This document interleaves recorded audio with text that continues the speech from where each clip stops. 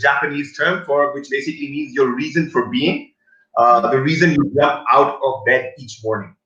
So what would be your Ikigai?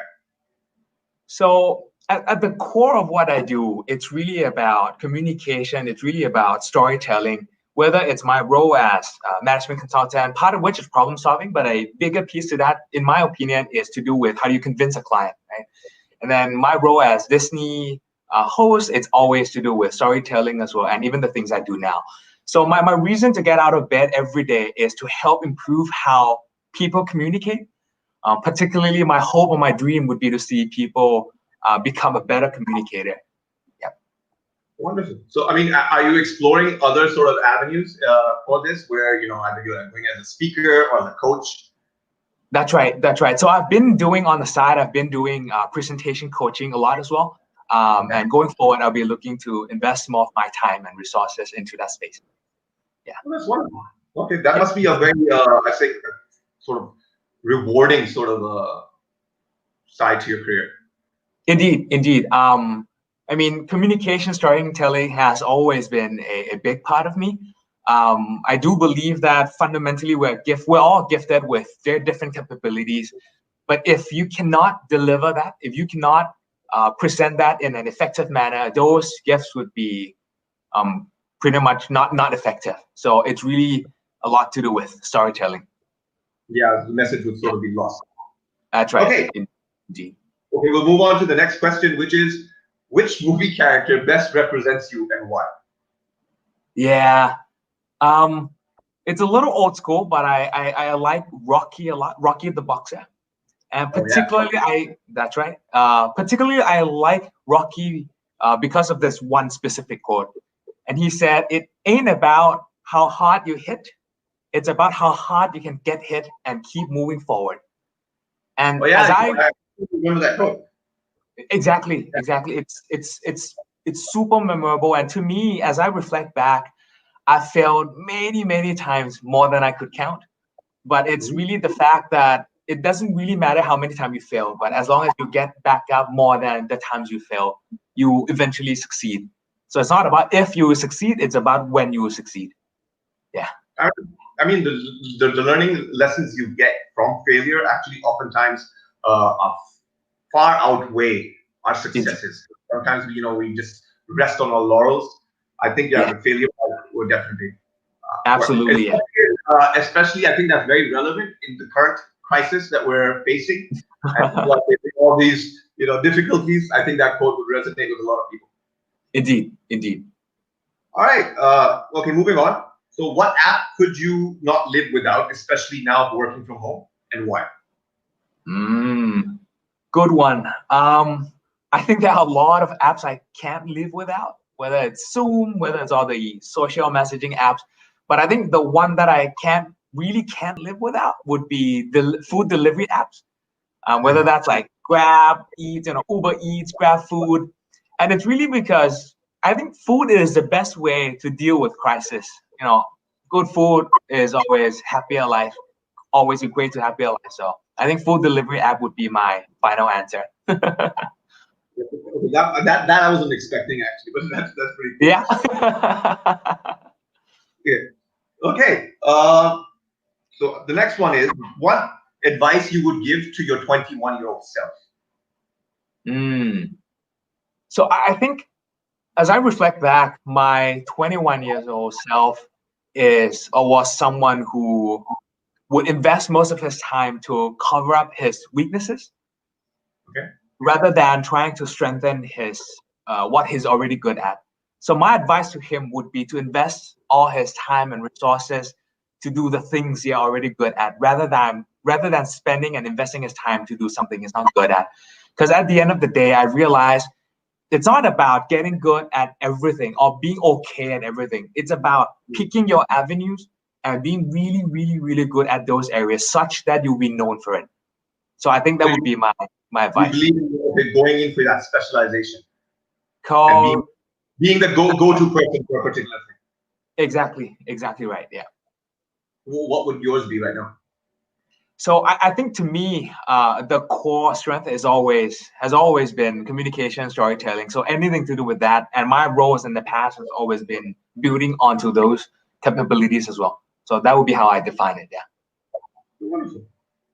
Okay, this is interesting. What's the harshest feedback you've ever received? Oh boy. I've definitely received a lot of harsh feedbacks. So, but I think the harshest one is perhaps when I was 18 years old, and it was by 10 of my close friends at my university. It was almost like an intervention, where basically the comment or the feedback was that I was such a perfectionist that I only focused on the quality of the work and not necessarily thinking about how the team might be feeling. And right from that moment, I realized that at the end of the day, it's not about just delivering best quality of work. It's also about the people you're with. You see, people will forget what you say. People might forget what you do, but people will never forget how you make them feel. So from that onwards, I've been a big fan of trying to empathize, trying to focus on building culture. So I think that has definitely played a big role in my life. Yeah. So I mean, okay, it might have been harsh, but it had a positive effect on you, right? Indeed, definitely a very positive effect on the trajectory of my life for sure. Yeah. And especially, I think in your career now as well, that whole team building and taking the team along with you would actually get you bigger and better results, anyways. That's right. Awesome. Number 6. So the biggest leadership challenge you are facing during the current crisis. So I'm running a small team now, trying to build content, trying to build like a social media type of platform, right? And the biggest challenge I've seen, especially during this crisis, is as a result of social distancing. So personally, I'm not great with connecting people through the digital medium, or personally, I don't like it.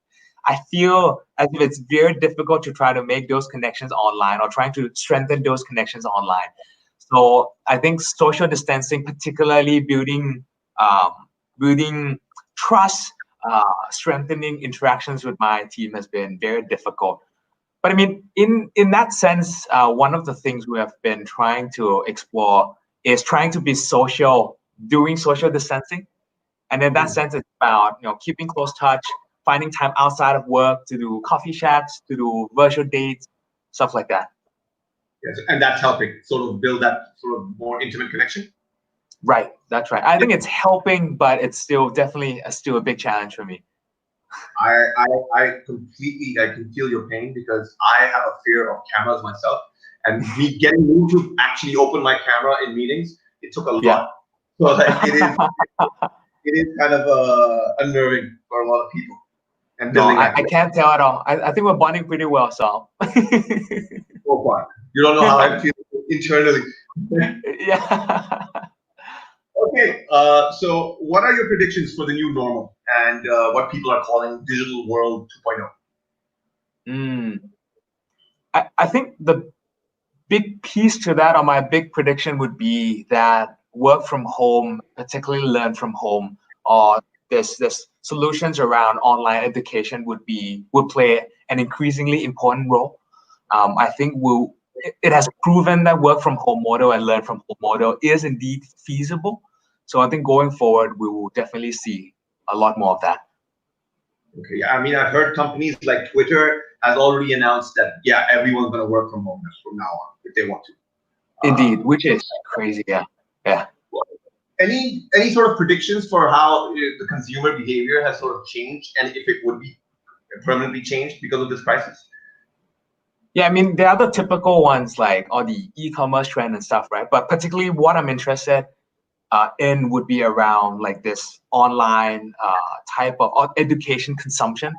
So, for example, the second half of my second semester at HBS at Harvard Business School was actually done through the online platform, so done through Zoom, and I realized it's actually not bad at all. There are definitely a lot of advantages. For example, we could bring in a lot of very different guest speakers from around the world in a particular Zoom session, which would have been very difficult in a real life classroom. So I think going forward, consumption of online education we'll definitely see a lot more of that. Okay. Yeah. Technology obviously will play a huge role in connecting people there. That's right. Okay. Yeah. So, and what do you think? What changes are here to stay? I think from a personal standpoint, I have been spending a lot of time at home, and I think from a personal point of view, I realize when it comes to happiness, we don't necessarily have to travel far and search outside. Where in fact, happiness is a lot to do with something within. It's a lot closer than we think.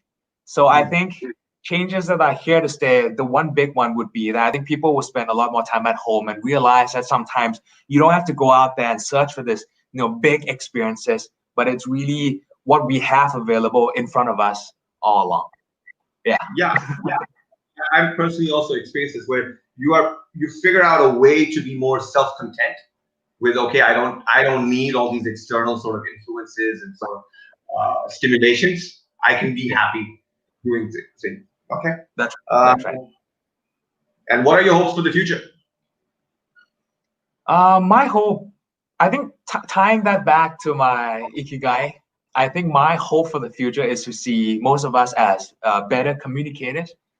My hope would be to help play a role in changing the world one voice at a time. That would be my hope for the future. I think that's a very positive hope to have for the future. Okay, this is interesting. So what's one weird fact about you? One weird fact about me. Interesting. I'm struggling because I have a lot of weird facts. But I think I'm open to hearing more than one. So yeah, no. I think one might be enough, at least for this session. But I think the one big one is during this crisis, I've been trying to explore the TikTok challenge, as you might have heard. It's like this dancing challenge. Yes. That's right. Yeah, it's like this dancing type of challenge on social media. And I realized that I'm a horrible, horrible, horrible dancer. So I think that's that's the one weird fact. So maybe for your hope for your future can also be learning a few, taking a few dance classes. Indeed. Yeah, I look forward to seeing your TikTok challenge. Yeah. Okay. And now we finally come to our last question. And so what's your motto in life? I think the one big one is that life is too short to do something you don't love. And as I reflect back, every single role I've done, it's always something I'm deeply passionate in. And I think if you are someone who didn't necessarily find that yet, just keep searching. And I think one day you'll find it. Again, it's not about if you'll find it or not. It's really about when you'll find it. Yeah, and it's never too late, actually, to keep on searching and keep on exploring. Absolutely. Absolutely right. That I will follow that motto of yours, actually, if you don't mind. I'll steal it from you. Not at all. You can't steal what is a gift. So that is very, very gracious of you. Okay, I mean, that was wonderful. I got to see, a more deeper side of you, and thank you everyone for tuning in. And Max, I look forward to having you at Reshape on the 11th, and we'll dive deeper into what you do and how you bring success to your teams. All right. Likewise. Thank you, Sir. Thank you. Thank you, everyone. Bye bye.